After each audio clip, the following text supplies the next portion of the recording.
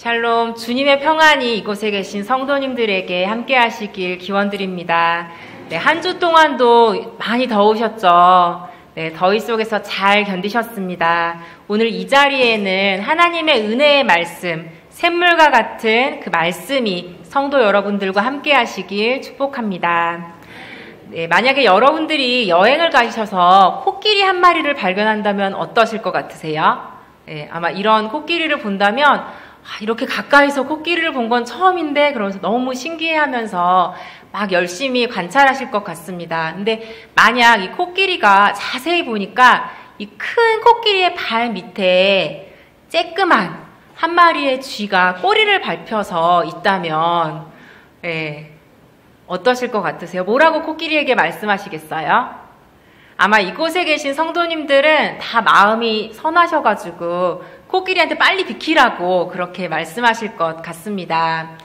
그런데 우리가 처한 이 현실은 늘 이렇게 강한 자가 약한 자를 억압했을 때 사람들이 그 강한 자를 향해서 이제 그만, 약한 자를 그만 괴롭히라고 말할 것 같은데 늘 그렇게 되지만은 않는 것 같습니다. 이 코끼리와 이 쥐의 비유는 제가 생각해내서 말씀드린 것이 아니고 예전에 남아프리카 공화국에 흑인과 백인을 굉장히 분리 정책을 썼던 적이 있습니다. 그때 주변의 나라들이 다 침묵하는 상황이 있었습니다.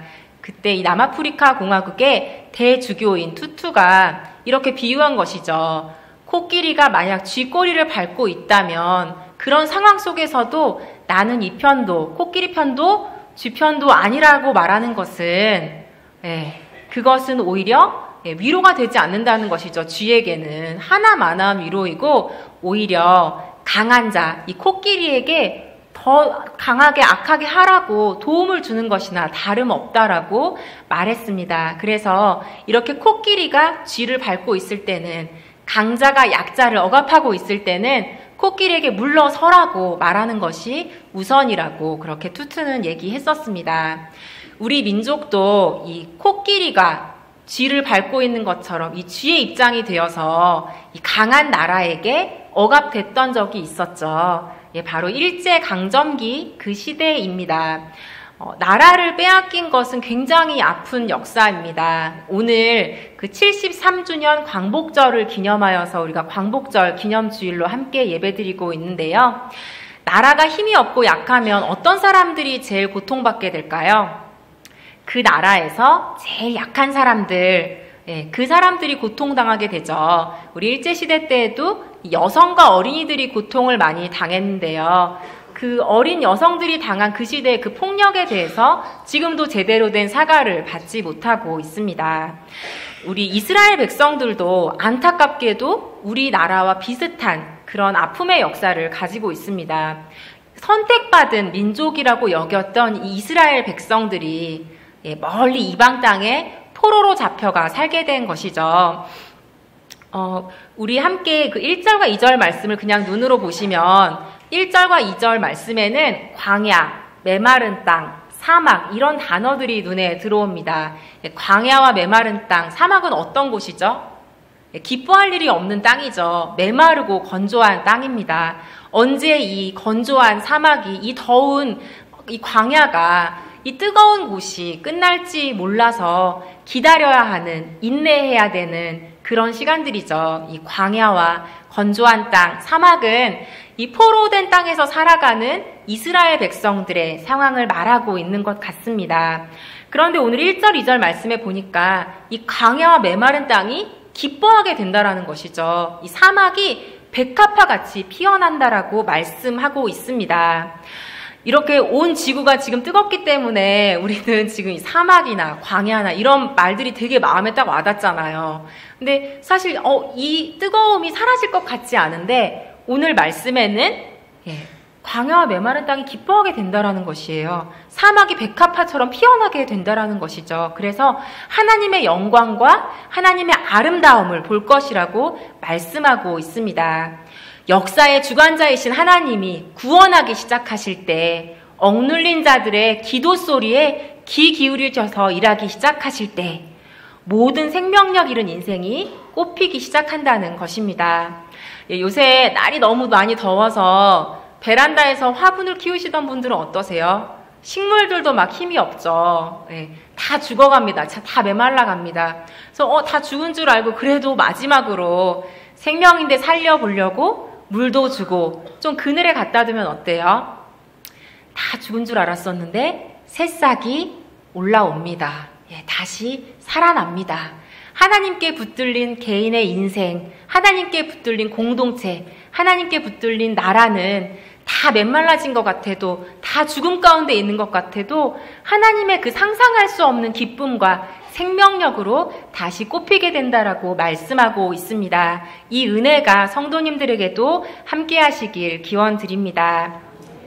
우리 일제시대 때 많은 분들이 항일운동 하셨죠. 그런데 이 항일운동을 하시다가 이렇게 친일로 돌아서게 되신 분들이 더러 계셨습니다. 왜냐하면 이 일제의 통치가 너무나 혹독하고 또 이 권력이 너무나 세서 영원히 계속될 것 같은 그런 생각을 하게 됐기 때문이죠. 또 어떤 분들은 일제 이 통치 속에서 극심한 고문과 고통과 또 당신이 마음을 바꾸면 당신의 동료는 살아날 수 있다라는 회유로 인하여서 친일로 돌아서게 된 분들이 많이 계십니다. 그렇지만 하나님은 어떤 분이실까요? 하나님은 약한 자들의 하나님이십니다. 억울한 사람들의 하나님이십니다. 갇힌 자들에게 자유와 해방을 주시는 하나님이십니다. 이렇게 권력이 너무나 강해서 이 권력을 휘두르는 나라 앞에서 또 어떤 조직 앞에서 체제 앞에서 인간은 굉장히 두려움을 느끼게 됩니다. 하지만 우리 세계의 역사를 바라보면 아주 강한 무소불위의 권력을 휘두르던 나라들도 언젠가는 하나님의 통치하심 아래 무너져 내리게 된 것을 우리는 목도할 수 있습니다. 그래서 그 무소불위의 권력 안에서 억압받고 있는 자들이 분명히 자유를 얻게 되는 일, 기쁨을 회복하게 되는 일이 우리의 역사 속에 많이 일어납니다. 그 일제시대 때 항일운동을 하셨던 분들, 또 3.1운동에 적극적으로 동참했던 분들 중에서는 일찍 기독교를 받아들여서 그리스도인이셨던 분들이 많이 있습니다. 그때는 이제 대를 이어서 심지어는 대를 이어서 기독교 신앙을 가지고 있던 분들도 계셨는데요. 사실 그 당시에 이 기독교인들의 숫자는 굉장히 소수였습니다. 이 소수의 기독교인들이 나라 사랑하는 일, 그리고 항일운동을 펼치는 일에 적극적으로 앞섰었죠. 그래서 그 당시에 기독교인의 숫자는 굉장히 적었지만 그 영향력은 매우 컸습니다. 제가 오늘 아마 성도님들이 잘 모르시는 그 애국지사 한 분을 소개해드리고 싶은데요. 바로 김마리아라는 분이십니다. 아마 잘 들어보신 분이 없으실 거예요. 이번에 이 설교를 준비하면서 김마리아 이 선생에 관련된 책을 좀 읽게 되었는데요. 책을 읽다 보니까 이분이 참 애국지사로서도 그렇고 그리스도인으로서도 이 내면의 힘이 굉장히 강렬한 것을 볼 수가 있었습니다. 이 김마리아 선생이 3.1운동에 적극적으로 동참하다가 서대문 감옥소에 독방에 갇히게 되었습니다. 굉장히 어린 여성이었는데 이 독방에 갇혔는데 만약에 성도 여러분이 그런 일 있으면 안 되지만 독방에 있게 된다면 어떻게 하실 것 같으세요? 마음이 어떠실 것 같으세요? 그런데 사실은 이렇게 고통 가운데 있으면 꺾어질 법도 한데 이 김마리아 선생은 나라 없는 고통이 이런 것이라면, 이렇게 쓰라린 것이라면 그 나라를 반드시 찾아서 이 감옥 밖에 있는 우리 민족들, 우리 같은 민족들이 참 자유를 누릴 수 있도록 내가 반드시 독립을 위해서 끝까지 싸우겠다라고 생각했습니다. 석방 판결을 받게 되어서 드디어 자유를 만끽하게 되었을 때 그렇게 감옥 문에 억압받고 있다가 탁 햇빛을 보았을 때 어땠을까요? 너무나 기뻤겠죠. 너무나 커다란 해방감이 있었겠죠.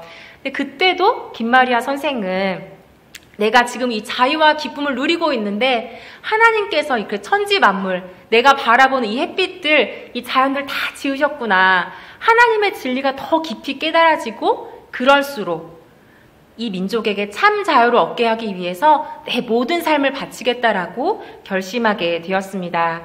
사실 일본은 더 이상 활동하지 말라고 이 김마리아 선생 풀어준 건데 이 감옥에서 나서자마자 아마 한 번씩 다 들어보셨을 텐데요.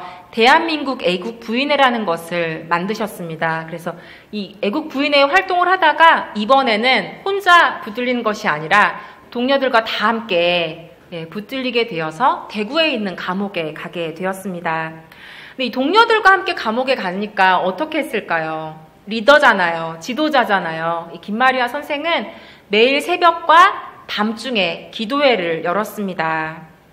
이 감옥에서 들리는 찬송과 기도회 소리 한번 상상해 보시겠습니까? 이 젊은 여성의 이 용감한 정신이 도대체 어디에서 나온 것입니까? 자신의 삶을 다 바쳐서라도 우리 민족의 자유를 위해서 헌신하겠다는 이 마음이 어디서 나온 것입니까? 사실 이 김마리아 선생은 이 감옥 속에서 너무 극심한 고문과 제가 여기서 다 말씀드릴 수 없는 그런 고통을 당해서 이 정신적인 건강, 육체적인 건강을 다 잃어버리게 되었습니다. 그 감옥에 잠깐 이렇게 위문을 갔던 동료가 김마리아 선생이 나오는 모습을 보고 마치 시체가 걸어 나오는 것 같았다라고 이렇게 표현하고 있는데요. 그렇게 건강을 다 잃어버린 채로 감옥 밖으로 이제 나오게 됐는데 그렇게 건강이 다 상한 상태에도 계속해서 쉬지 않고 여성 독립운동 단체를 만들고 또 신사 참배를 거부하고 항일 의식을 고취시키는 그런 강연들을 부지런히 다녔습니다. 그러다가 이 고문 후유증이 참 쉽지가 않은 것 같더라고요. 고문 후유증으로 병원에서 생활하다가 1944년 3월에 순국하게 되었습니다. 저는 좀 아쉬운 마음이 들더라고요. 조금만 더 사셨으면 그렇게 간절히 바라던 이 땅의 광복을 볼 수 있었을 텐데 이 김마리아 선생의 소명은 이 땅의 의를 위해서 또 자유를 위해서 그냥 씨앗을 뿌리는 역할 거기까지였던 것 같습니다. 우리는 지금 되게 자유롭게 살아가죠. 우리의 주권을 의심하지 않습니다. 하지만 이 자유, 이 주권을 다시 얻기 위해서 한 알의 밀이 땅에 떨어져 죽음과 같이 그렇게 자신의 목숨을 다 바친 사람들이 있었다는 것을 기억하시기 바랍니다. 이 김마리아 선생의 삶을 보면은 죽음을 통해서 생명을 얻는다는 게 무엇인지 또 약함을 통해서 승리한다는 것이 무엇인지 우리는 알 수가 있습니다. 우리 오늘 본문의 3절과 4절의 말씀을 함께 읽으시겠습니다. 너희는 약한 손을 강하게 하며 떨리는 무릎을 굳게 하며 겁내는 자들에게 이르기를 굳세어라 두려워하지 말라 보라 너희 하나님이 오사 보복하시며 갚아주실 것이라 하나님이 오사 너희를 구하시리라 하라. 아멘. 네, 여기 보면 전쟁의 두려움 가운데 약한 손으로 막 있는 사람들, 막 무릎이 떨리는 사람들이 있어요. 그렇게 현실의 아픔 속에서 괴로워하는 또 위축되어 있는 사람에게 두려워하고 있는 사람에게 어떤 근거로 이렇게 두려워하지 말라 이렇게 말씀할 수 있을까요? 우리 10절의 말씀을 통해서 그 이유를 찾아봤으면 좋겠습니다. 10절 말씀 다시 읽으시겠습니다.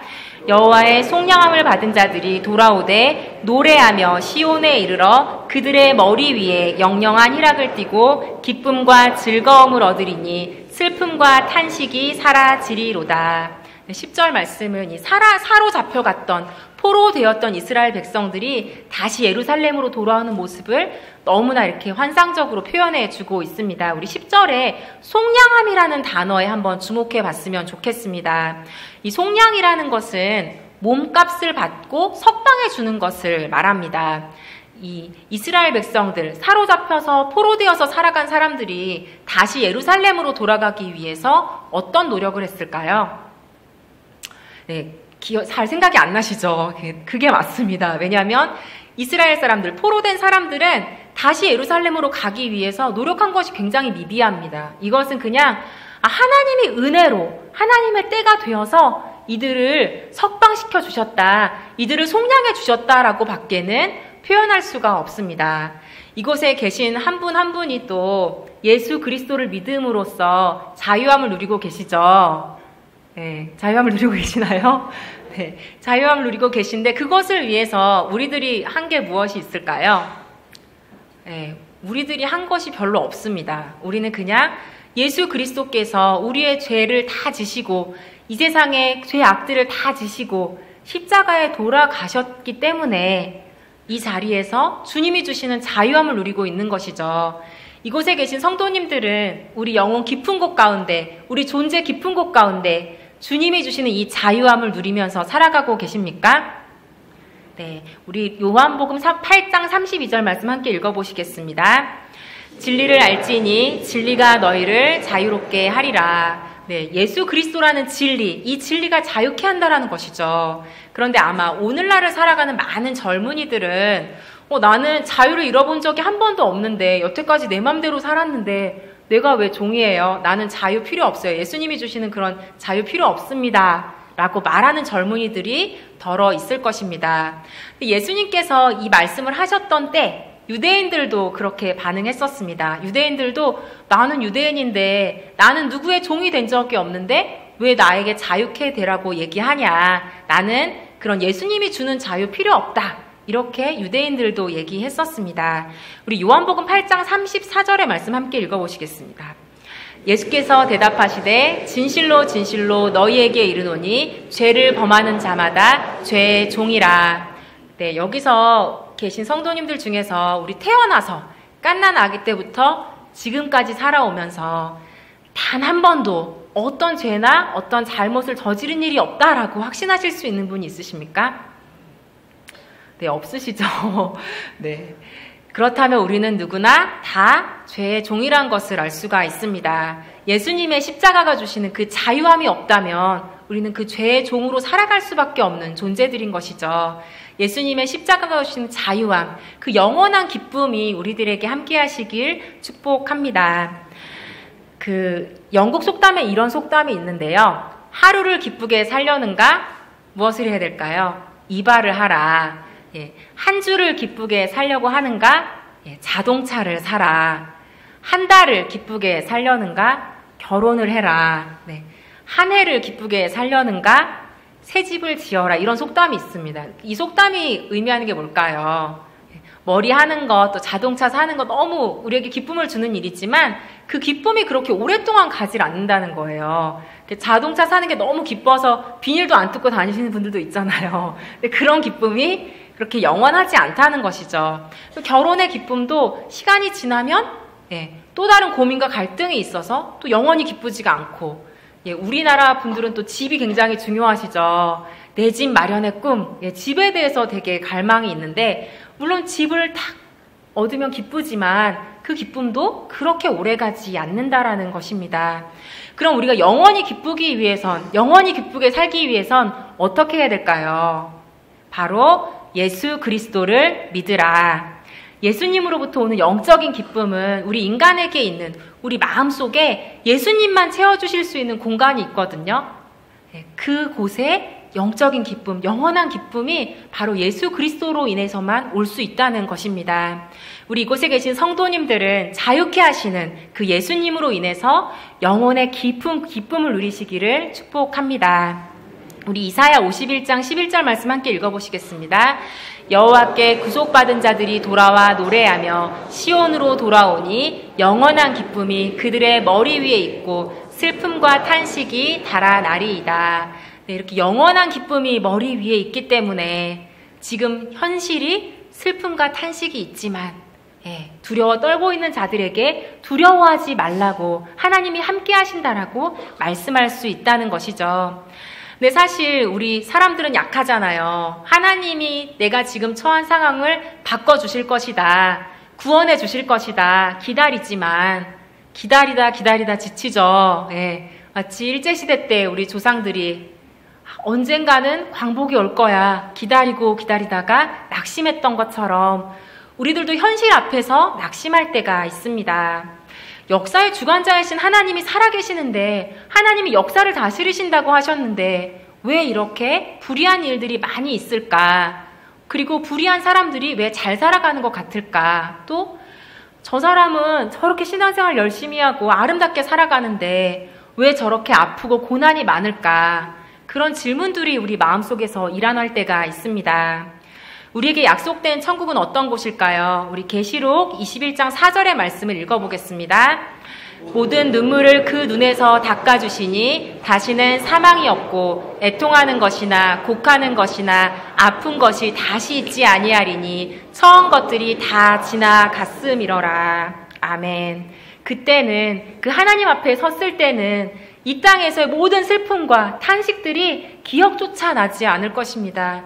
그냥 하나님 앞에서 그 영원한 기쁨을 누리면서 살아가는 그 삶이 우리 가운데 약속되어 있습니다. 그러하기에 지금의 아픔의 현실 속에서도 우리 예수님을 믿는 사람들은 희망을 잃지 않고 살아갈 수가 있습니다.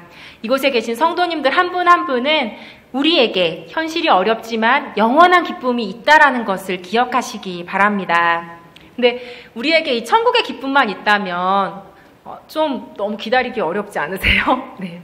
감사하게도 하나님께서 이 땅에서 우리가 살아갈 때도 때로는 하나님 나라의 이 기쁨의 잔치를 맛보게 하실 때가 있습니다.